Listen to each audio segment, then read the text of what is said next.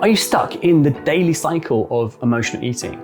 And are you using coping strategies like going for a walk, hiding the chocolate, or maybe chewing gum to stop yourself binging? This video is actually inspired by a message I got from a viewer. So Liz sent me a message about her daily emotional eating cycle. I'm pretty good all day and I eat pretty healthily, but once I have my dinner, I can't stop eating. I've switched to higher calorie treats for some lower calorie ice cream, and I've learned to clean my teeth after that, so the chocolate I used to move on to next now tastes disgusting. And this daily cycle was really bothering her because she not only stopped trusting herself around food, but was putting on weight as well, so felt uncomfortable in her own skin.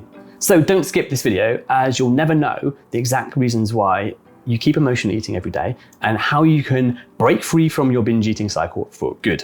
So here's what I told Liz. First of all, a really important thing is that just understand that you're not weak or lazy or even broken. You're simply caught in a trap of ineffective coping. So I think it's really important just to start with that, because a lot of people, when they do come to me, they feel like there is something wrong with them, and that in itself is affecting them enough to then even feed back into more emotional eating. So just to emphasize that point, there isn't anything wrong with you. It's just an ineffective coping strategy.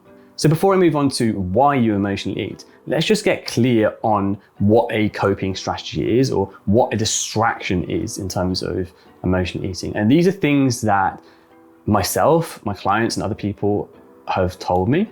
And so some of them may resonate with you.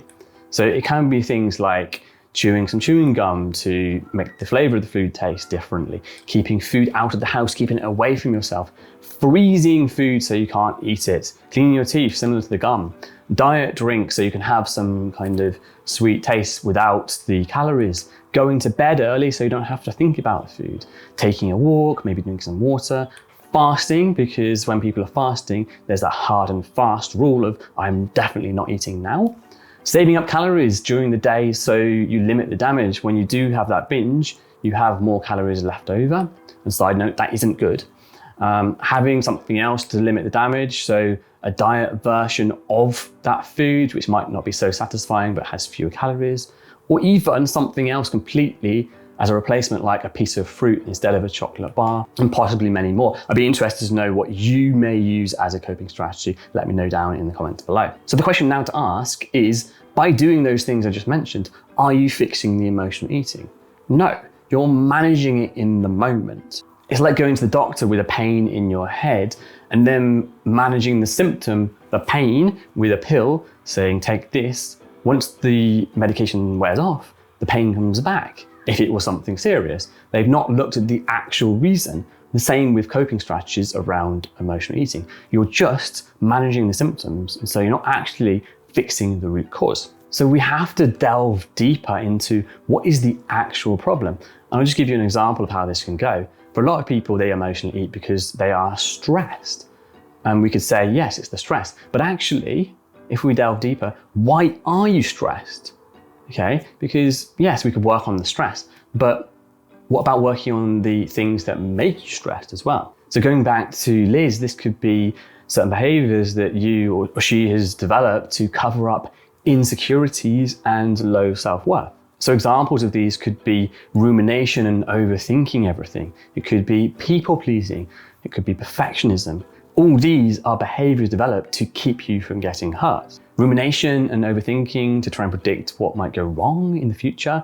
People pleasing to be accepted and not be judged by saying no. Perfectionism to avoid the judgment of not being good enough. And so when you develop behaviors like these, you're going out of your way to do extra things in your day, whether it's the overthinking, which takes a lot of energy, saying yes to everything and doing more things, the perfectionism as well, overdoing something. So these behaviors cause a lot of energy drain. The overthinking takes a lot of energy. People pleasing, saying yes to everything, takes a lot of extra doing in your day because you're doing things for people. Perfectionism, the same, you're going further on a task than you would do otherwise. And this causes huge overwhelm, which leads to more stress, which then how do you release? Through emotional eating. And side note, for some people, it might not be emotional eating. It might be drinking, smoking, gambling, shopping, whatever your release might be. And then add into this as well, there's also the paradox of eating because you feel guilty about overeating, when you didn't want to. And so there can be this like huge cycle of the repercussions of the repercussions. Tell me below if you've experienced that, because I definitely have. Right, so how can you actually break free from this emotional or binge eating cycle for good? Watch on. So the first thing to understand is we need to stop reinforcing the behavior, because as you probably know and understand, the more you do something, the more you are learning to do that, and the more you are reinforcing the behavior. So if you have been emotionally eating every day, every evening for a certain amount of time, that becomes a habit. It becomes easier and easier. You become familiar with the routine. And so that's the first thing we need to kind of like think about.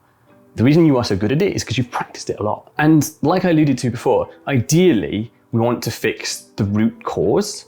So not even the stress that's leading to the emotional eating, but the behaviors that are causing the stress, the low self-worth, the chronic rumination, the people pleasing, all those kind of things that might be causing the stress that causes that change of events. But I want that to be a topic for another video because it's quite deep and I want to put enough emphasis on how to actually do that. But what I don't want you to do is switch your coping strategy, as in the emotional eating, for another coping strategy. This is something quite a lot of people do because they're not sure how to fix it. So they try and change it to something that is less, let's say, damaging in terms of not putting on weight. So I'll give you some examples of that. A negative example might be, let's say, smoking, which obviously doesn't affect your weight, but it's negative because it hugely affects your health. A positive one, a lot of people might say, oh, there's no negatives to this, might be, let's say, meditation to reduce your stress.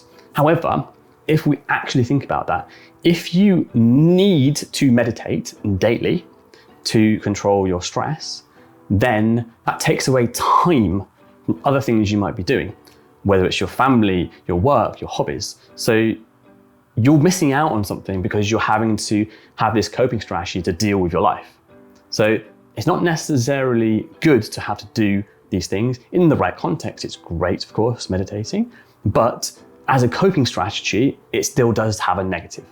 What I want you to understand though, is that to solve emotional eating, you need to make sure you are actually eating enough. These are the physical cravings. So like the nutrients you're getting, the protein, fats and carbs, and the vitamins and minerals. If you are saving up calories for the evening, you may be restricting your calories too much. If you are dieting too hard, reducing your calories too much to lose weight fast, you may not be eating enough and getting enough nutrients. So it may cause physical cravings, which you kind of see or think are emotional cravings, and you end up overeating in the evening. So it's so important to have a good diet to start with before you even consider the emotional eating side.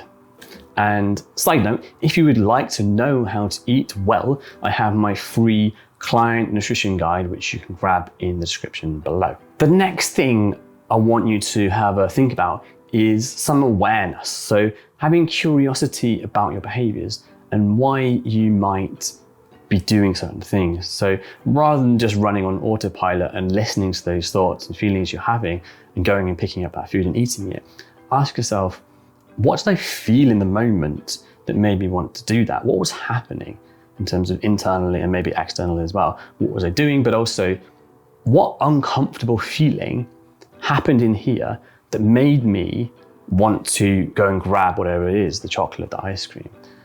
Was it I was bored? Was it that I'm sitting down in the evening and there's now thoughts and feelings and things going through my head and I want to quieten that chatter?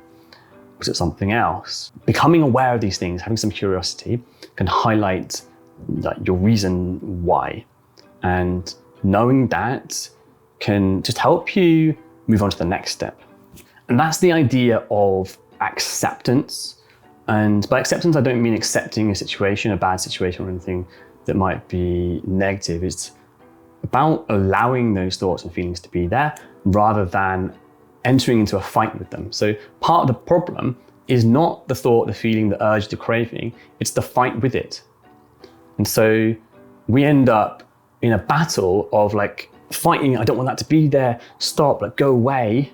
And it takes away from what we're actually trying to do in the day, whatever that might be, whatever part of your day you are in, whether it's at work, in the evening with family, friends, loved ones. And so part of the problem with emotional eating is not just how it affects you with your weight and the way you feel about yourself, it's taking away from valuable time doing other things.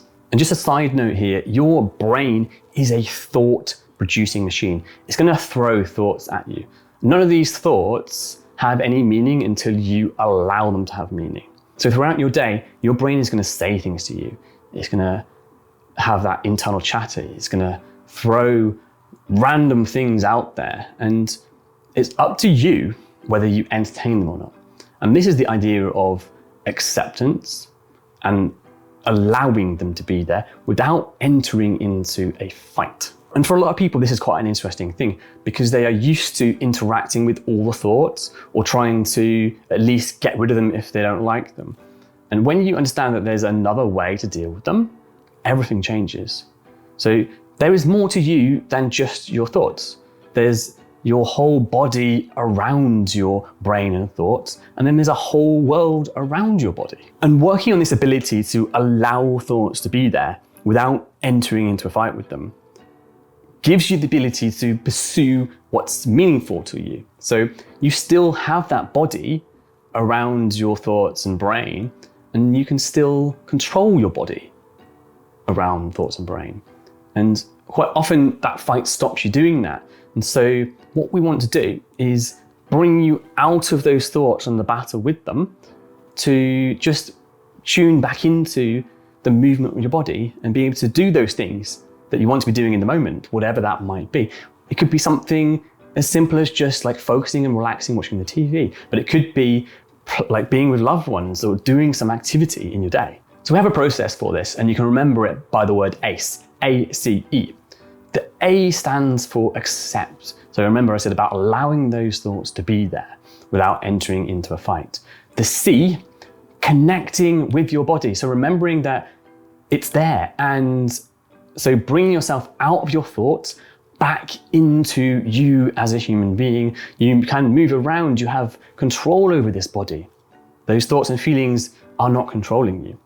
And then as well, outside your body, there's a world around you, there's an environment around you.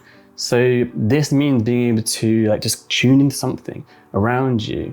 So you've taken yourself out of the thoughts, you've brought yourself into your body, you've got the movement, and then there's the environment and the world around you. So not only are you not your thoughts, but then it's the body and the world around you. So having a moment of mindfulness, connecting with something in your environment can pull you one step further out of those thoughts. Finally though, as well, this then opens you up to pursue what's meaningful to you in the moment. So what value is it you're trying to actually achieve, or what is it you want to feel in the moment? And so I hope that makes sense. So let's use an analogy for this to make it even more concrete. So imagine you're having a party and the guests arrive, you're having a good time, but then there's a knock at the door and an unwanted guest arrives.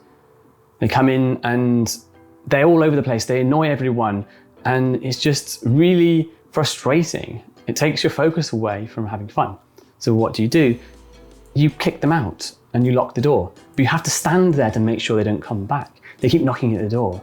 And so you're missing out on the party. You're not having fun either way, whether they are in the party or whether they are kicked out. It's that fight. You're entertaining the fact that they're there and you're giving them too much attention. So let's think about this in a different way. You decide just to let him in. You don't ignore him, you let him be there, but your focus is on what's important to you rather than being upset or trying to get rid of him. And as a result, he acts a little bit better. And this isn't the goal, but it's a nice consequence. If it happens, it's great. But the main idea here is that you're now being more fulfilled because you're focusing on what you're there for. You're allowing him to be there and just do what he needs to do. And you're focusing on what you're doing. So you're making space. So in doing this, you're almost unhooked from that fight and you're able to focus again on what fulfills you. The problem or the thoughts or the whatever it might be, emotions are still there, but there's space for them and they can come and go and do what they want. But you don't entertain that fight. Your focus is on, again, what you want.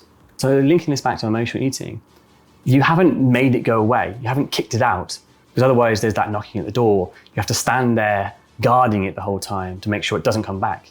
You've just allowed that to be there, but focus on actually what you want. And with time, what happens is the behavior dissipates instead of being forced away. And so this is the way that actually works to solve your emotional eating. So if you found that video helpful and you feel like you might want some help, I have a free quiz to just assess how you feel about food and your emotional eating behaviors. If you'd like to take that quiz, it's in the description below. And I think this video will be useful for you next.